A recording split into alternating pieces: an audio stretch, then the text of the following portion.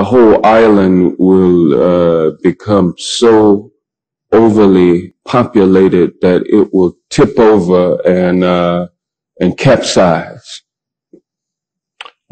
We don't anticipate that.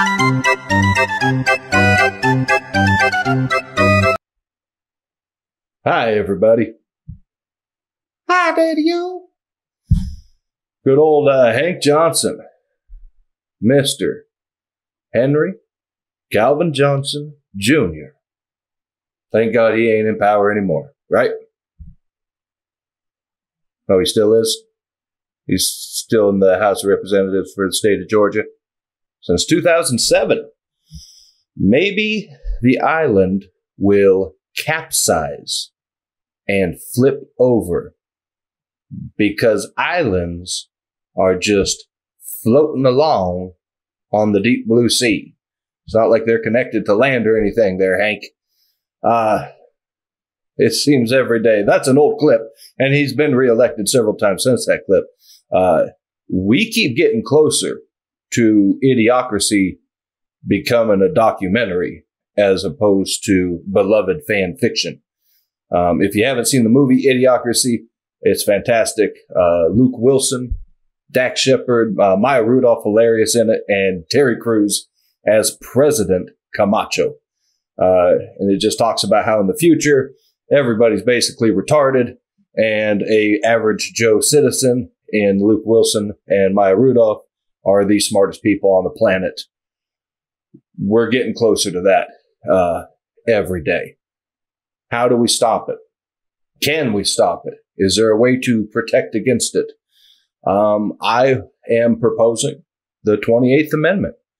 We got 27 acting amendments right now. I actually did a little research for this video. We have 33 amendments, but 27 have been ratified. 6 were not. 2 of them are no longer available for still pending ratification. 25 acting amendments since Prohibition, and then the repeal of Prohibition, the 21st, took out the 18th. So really there's 25 acting, but there's 27 total. So the 28th Amendment. Could we somehow secure political leaders to act in our best interest? What are the characteristics we would want and the qualifications we would want in our leaders? And why the hell don't we have any yet? That probably surprises me the most, that there's no qualifications other than being a citizen and of age, well, for the president. There's no intelligence test. There's no security screening to a degree. And how thorough is that really? Eric Swalwell banging Chinese spies. He's still there. So apparently that don't disqualify you. But the characteristics that I looked at, and I'd love to hear your thoughts and comments below. No lifers, no morons, no thieves or profiteers, and no more liars or traitors. So how can you guarantee that? Well, it's damn near impossible, but we can try. And one thing I want to preface with this video, I already know this isn't going to be perfect. Not at all. But I do believe it would be progress. And progress is a step in the right direction. So, no lifers. We need term limits. I think everybody agrees we need term limits, both sides of the aisle. This should be a nonpartisan issue. Get term limits in. I would say 2 terms, 4 years each, for Senate and reps. I know we got 2 years here and 6 years there, and honestly, for most citizens, it confuses the piss out of them. Let's make it simple. 2 terms, 4 years each, Senate, representatives, that's it. 8 years if you're good, and then you're out on your ass with nothing. There's no more lifetime payments. There's no more golden parachute. You served your country, and that's what this was meant to be. You're meant to be a public servant. You are doing this in service of your country. This wasn't meant to be a career move for opportunists. Next step, no morons. Sorry. Are we calling Mr. Henry Calvin Johnson a moron? Well, Forrest Gump would say, stupid is as stupid does, and that's pretty damn stupid, Hank. He is a lawyer, so apparently he graduated from college. But stupid is as stupid does. So, IQ test. I know there's a lot of if IQ tests, how accurate are they? Do they show biases? They're the best that we have right now to measure cognitive ability, and we need to have some sort of a standard. I would propose an IQ minimum of 115. That puts you in the top 15% of the population. That's not that damn impressive. That means if there's 1,000 people, you're in the top 150. Okay? You're not the smartest man in the room, but you're close. Top 15%. I wonder, out of the 535 sitting members of Congress, because we got 100 senators, we got 435 House, how many would fail in this? How many would not have an IQ over 115? How many would be below 100? Below 90? Is it possible? I know right now partisan people would be like, yeah, Democrats stupid, Republicans stupid. I think that you would find morons on both sides, to be damn honest with you. But we need some sort of a baseline test. We need to know that your brain works. And I would say these need to be done once a year, because old President mashed potato brains right now, there's no way. There's no way you'd convince me he could sit down and do a cognitive test and score over 115 right now. You are out of your damn mind. I don't think you could sit him down with a Pizza Hut placemat and ask him to complete a coloring exercise. He's done. But I digress. 28th Amendment. So, no thieves or profiteers. This one actually looks like we are starting to move in the right direction. I know that there's some proposed legislation. Insider trading, it's got to stop. If you control the laws, the votes, government contracts, you don't get to invest your own money, period. I would say any person serving from a state legislature, governor, or up to Senate, House, president, you don't get to invest your money at all. No stock buys, no cryptos. You can put your money in a savings account and you can earn the 0.01% interest or whatever the hell it is. But that's it while you serve. This is not meant to be a job to get rich. You got a hell of a salary. What is Congress right now? $170,000 a year? $180,000 a year? You're doing okay. You can sit out for 8 years and not invest your money. And if you can't, don't run. That would clearly state where your priorities lie if this was a deal breaker for you.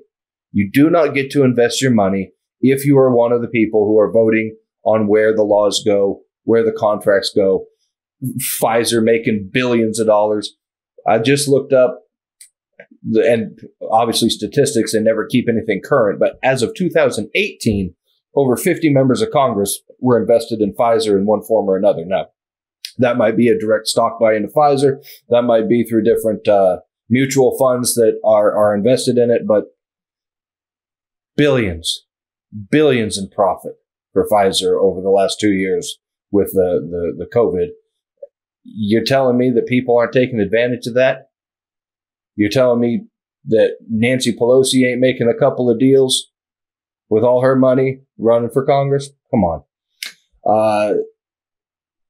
No investments, and then open bank accounts. Everything publicly accessible. Again, this is going to transparency. And if the Wolf of Wall Street didn't teach us anything other than cocaine and hookers are cool, it's that people are smart and they use rat holes. What's a rat hole? It is hiding your money through someone else so it's not directly tied back to you. So if you are a member of the government, I would say your entire nuclear family, their bank accounts are 100% readily open, accessible to any member of the public at all times. You, your husband or wife, your children, your parents, your siblings, nuclear family, everybody's bank accounts are open. And you say, well, that's an invasion of privacy. Yep. Again, you're a public servant. If this is something that you feel a calling to do, if you are called to serve the American people, you're going to give up a few of your rights. Period. To make people feel better, to make people understand that you're not a cheat, you're not a thief, you're going to give up some of your rights. And if that's a deal breaker for you, that again kind of shows us where the motives lie. So, what do we know about Hunter Biden right now? I don't want to get too much into it. There's 150 suspicious activity reports, SARS, from the U.S. Treasury on Hunter Biden. SARS. Why is that not accessible to the public? Why is his bank accounts not accessible to the public? What about the big guy? Do we get to see any money going to the big guy? If it's not there and he's innocent, why is that not public? Right? This would end a lot of the whole conspiracy theories and traitor remarks. Make it public. Your bank account's wide open. Boom. I want to go take a look at my local representative and I go, hey, he got a $150,000 deposit in his bank account last month. Who's that from? Oh, it's from a local, political action committee. We need to be able to trace the money. We need to be able to follow it. And then no liars or traitors. Annual polygraph test. Are polygraphs beatable? I don't know. I know as much as you know. Whatever the hell the movies tell us. I know that, or again, what the movies tell us, our intelligence agencies have to take them, so they must have some faith that they work a little bit. Once a year, you get to sit down and you get to answer some basic questions. Are you selling state secrets? Are you taking illegal funds? Are you sleeping with Chinese spies? The basics. You need to sit down once a year, and all of these tests, cognitive, the polygraph, they should be videotaped and they should be put on a website. If you had a government website for every member of the government, you could look them up and you could look at their annual testing. You could see if there's anything suspicious going on with it. But again, this goes to transparency. This puts a little bit of faith back into our government because it's destroyed. Nobody trusts you, and they shouldn't, for good reason. Nobody trusts any of you. It doesn't matter who's in power. Nobody trusts you at all. You're all a bunch of thieves, crooks, criminals, and retards. We need to try and fix that. So, no lifers get the term limits. No morons set an IQ standard. No thieves or profiteers. You don't get to make any investments.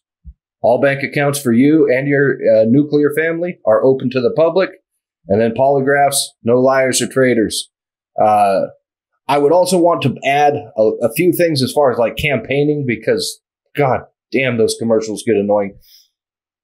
Campaigns a month prior to election. If you can't sell your message within a month, it's a pretty stupid message. You don't get to start bombarding us 6 months before, 3 months before the election.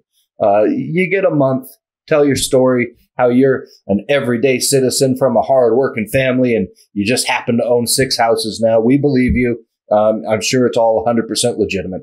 1 month, and then get the money out of politics. You're allowed to donate $5,600, somewhere up there. Fact check me, put it in the comments, to a politician. But you can donate millions of dollars to the PACs, political action committees. And then the PACs donate to you, because that's not a loophole at all. When you're getting $90 million from a PAC, is that going to help influence the way you're going to govern? Maybe. Get rid of it. If your message is solid, the American people believe in you, they're going to donate. And if you got $5,000 donated to you from 1 million people, right? If 1 million people in America believed in you and sent you $5,000, that's $5 billion. You can't run a campaign on $5 billion. You're a moron. If they gave you $500, $500 million, run your campaign on it. That's plenty of money. There's internet. This stuff shouldn't cost that damn much anymore. It's not all about paid commercials during the damn Super Bowl. You should be able to run a campaign on a lot less money. Get the money out of politics. Lobbyists. Right now, there's over 12,000 lobbyists in D.C. They spent over $3 billion last year. Again, 535 members of Congress. So that's 23 lobbyists per congressional member. Spending $5.5 million per congressional member. you got to get the money out of politics. But no one's going to vote for this. Why would Congress pass legislation that's going to kick them out? Even if it's just the term limits. Maybe they're smart. Maybe they're competent. Maybe they're not banging Chinese spies, but they've been there for 10 years. I vote on this. I'm out of a job. Yeah, you are. And I'm sorry, but we need term limits. So if they wouldn't stand up for this, you primary them out. You primary them out. You get new people in. I honestly think Republican, Democrat, Independent, anywhere in between, if you had people that met these statistics, these criterias, and were in it for the right purposes, we'd turn this country around. Even if we disagree on abortion and we disagree on healthcare and we disagree on gun rights, if you had basic common ground of people wanting to serve the interest of the country and not serve themselves, we'd turn this country around. 28th Amendment. I want to hear your thoughts on it. Appreciate y'all checking in. Love you.